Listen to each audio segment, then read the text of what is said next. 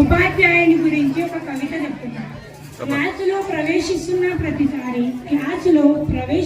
ప్రతిసారి అతని కుడి చేతికి 6వ వేలు అదనంగా మొలుస్తుంది. అది ఖచ్చితంగా జ్ఞానం ఘనీభవించిన తెల్లని శుద్ధ ముక్క. అతనొక 40 నిమిషాలు కురిసి అలసి సొలసిన మేఘమవుతాడు. ఆ తోటలోని పూల మొక్కలు మొదలంటూ తడిసి తృప్తిగా తలలు ఊపుతాయి.